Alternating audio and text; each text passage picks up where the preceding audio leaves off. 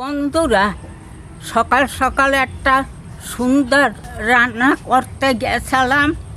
সে ওই আমার বড় শালা দেখেন এই যে বাউশ মাছ পাঠাইয়ে দিয়েছে। এখন সেটা থুইয়া সেটা অন্যদিন দেখাবো আপনাকে। সেটা থুইয়া এখন এইটা রানবো, কিন্তু এইটার মাছটা কাটা মাছ পাঠাইয়ে দিয়েছে। এই মাছটা খাইতে খুব ভালো। আপনারা এই মাছ যারা খান সেটাই আমাকে মতন করে রান্না খাইয়ে দেখবেন, কোনো দিন বলতে পারবেন না এই ধান খাওয়া মাছ গোলা ভাঙ্গে ধান খায়। চলেন বন্ধুরা রান্নাঘরে যাই। আমার এখন খুব রাগ হইতে লাগছে, ও শালা আসুক বাড়ি। এই ছালটা ছাড়াই নাই, এই ছালটা পরিষ্কার করতে হবে। এই দেখেন আমি এক পিস এরকম করে ছাড়িয়ে নিছি, এরকম করে ছাড়িয়ে নেব সব মাছ কাটা।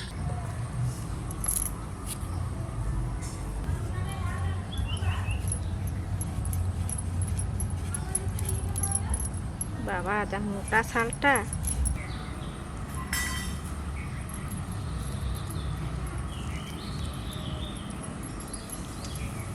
ছালটা কি মোটা।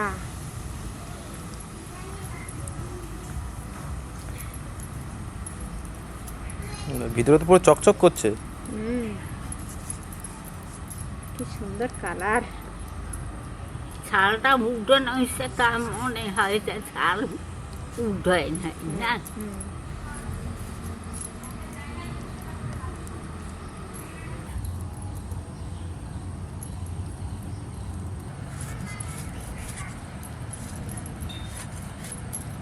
এই দেখেন এইভাবে মাছগুলো সব ছাড়াই নেব।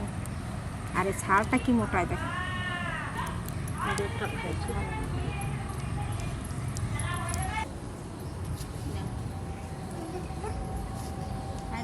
আরে চুলের কাটিংটা তো সাংঘাতিক দিয়েছিস তুই। খুব সুন্দর চুল কাটা হয়েছে, মিলিটারি চাট।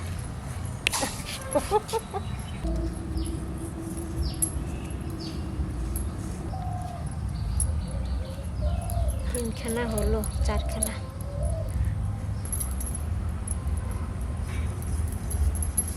ও মা, ওই ওল দিয়ে রান্না হবে নাকি? এই ভাত তরকারিটা দিয়ে আজ রান্না হবে মাছ। এটার অনেক নাম, বাঘ তরকারি কয়, কেউ কয় ওল, কেউ কয় বাগানাস। বাঘ তরকারি বন্ধুরা এখন সব জায়গায় পাওয়া যায়, এখন উঠে গেছে, সব জায়গায় পাবেন। কিন্তু ওই বাউশ মাছ পাবেন কিনা জানি না, কিন্তু খুঁজে দেখবেন, তারপরে রান্না বাউশ মাছ খাইয়ে দেখবেন বাঘ তরকারি দিয়ে। সুন্দর করে আজ রান্নবে এই বাঘ তরকারি দিয়ে। মাছ দিয়ে নিয়ে চলে এসছে, এবার উনানটা ধরাবো।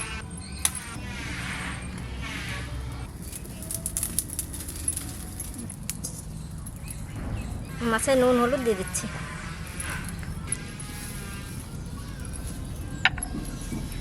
ছালটা ছাড়ানোর পর কি সুন্দর কালার দেখেন, আর মাছটাও একদম টাটকা।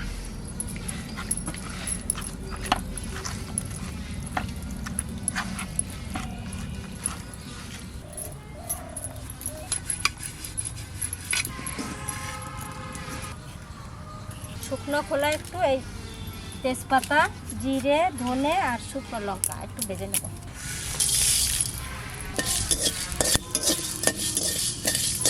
নামিয়ে নেবো, হয়ে গেছে।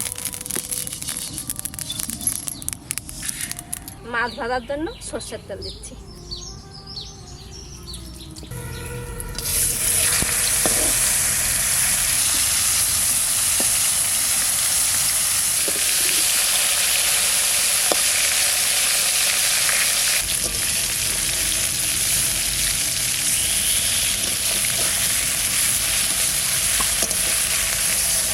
কবিতা মাছ ভাজতে ভাজতে আমিও এই ভাত তরকারিটা কাটছেন। আমা ওলটা কি দেশি ওল? এইটা বন্ধুরা একজনের বাড়ি হয়েছে, সেটা কিনকে নিয়ে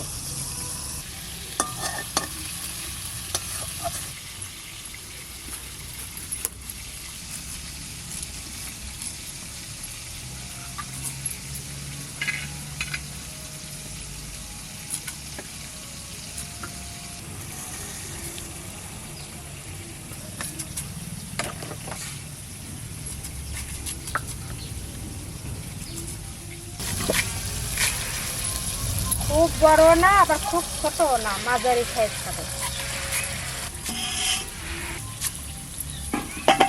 ভাঙ্গে তুলগে যায়।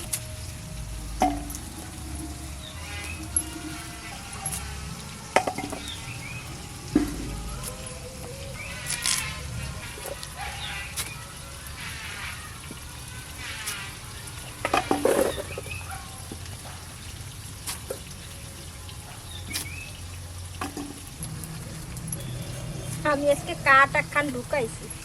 ও দিয়ে শুকানো। এইগুলোই ভালো জল থাকে না। এত বলে পারি না।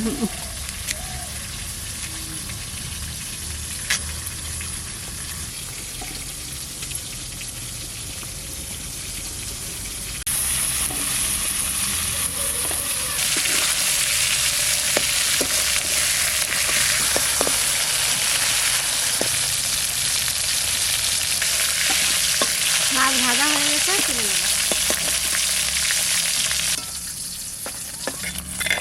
লাল করে ভেজে নিচ্ছি। আর এই মাছটা কাটার সময় ফেটে গেছে।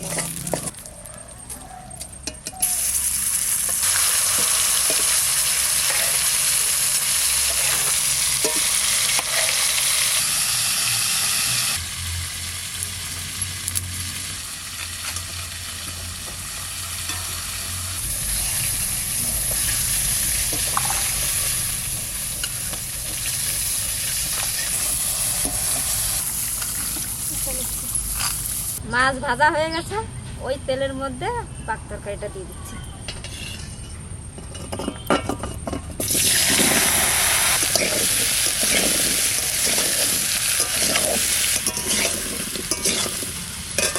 সেদ্ধ আর করলাম না, কাঁচা ওলি রান্না করতেছি। নুন হলুদ দিয়ে দেবো, পরিমাণ মতন লবণ।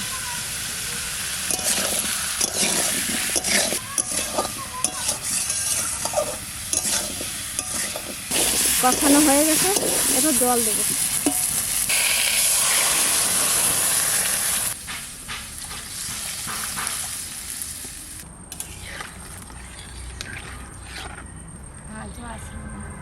এবার একটু ঢাকা দিয়ে দেবো। শুকনো কলায় ভেজে রাখছিলাম মশলাগুলো, এবার বেটে নেব। ধনে, জিরে, তেজপাতা, শুকনো লঙ্কা ভেজে যদি বেটে তরকারিতে দেওয়া হয়, খুব সুন্দর একটা গন্ধ আসে। আর এই সমস্ত ভেজে মশলা দেওয়া যায়, ওল, কচু এই সমস্ত রান্না করলে এইগুলো দিলে খুব ভালো লাগে।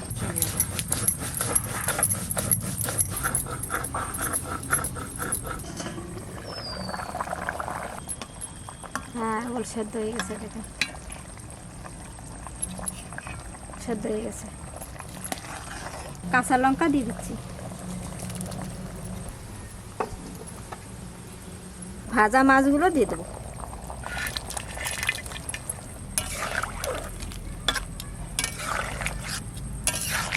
একটু ঢাকা দিয়ে দিই। সামান্য একটু আদা বেটে দিয়ে দেবো।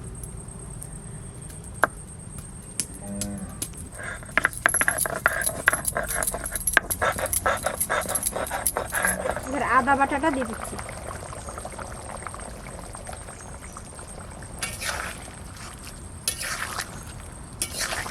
এবার ঢেলে ফোড়ন দেব।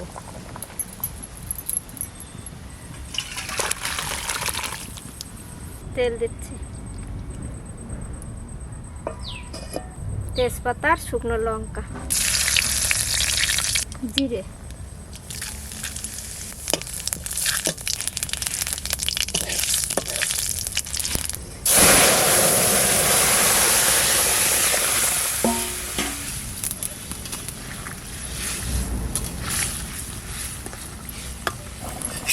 এবার বাটা মশলাটা দিয়ে দিচ্ছি।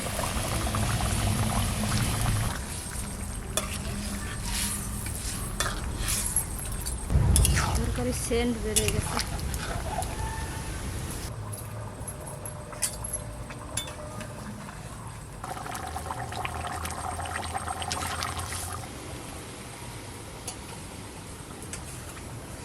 তরকারি হয়ে গেছে, নামায় নেবো এবার।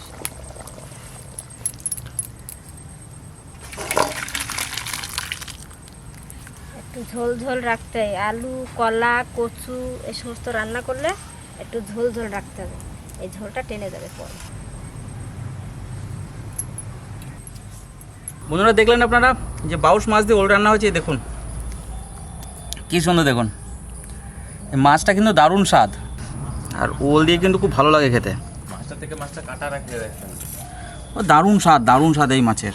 বন্ধুরা এই মাছগুলো যখন বড় হয়ে যায় নদী থেকে উঠে জমিতে গিয়ে ধান খেয়ে আসে, আমি গল্প শুনেছি।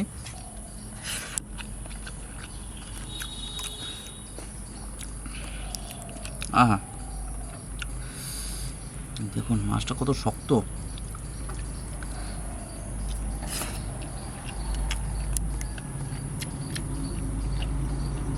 দারুণ খেতে, দারুণ, সাধারণ টেস্ট।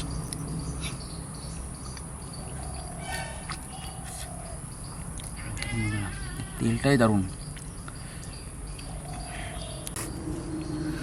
রাবারের মতো হয়ে গেছে মাছটা, ছেড়ে যাচ্ছে না, এত শক্ত।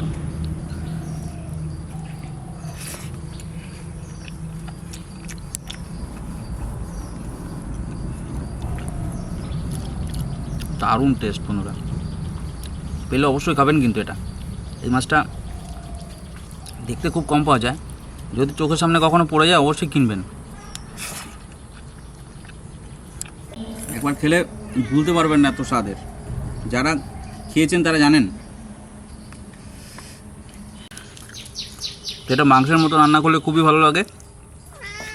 তো ওল দিয়ে রান্না করা হয়েছে, খুব সুন্দর হয়েছে। এটাও কমেন্ট করে জানাবেন রান্নাটা কেমন লাগলো, আর আপনাদের ওখানে দেখতে পাওয়া যায় কিনা এই মাছ, আর কী নামে আপনারা চেনেন।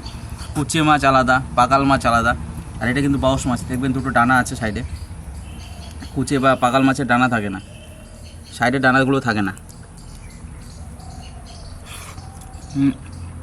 গোটা মাছটা দেখাতে পারিনি, যখন গেছি তখন মাছটা বন্ধুরা হাফের বেশি বিক্রি হয়ে গেছে। আর ওলটাও দারুণ খেতে।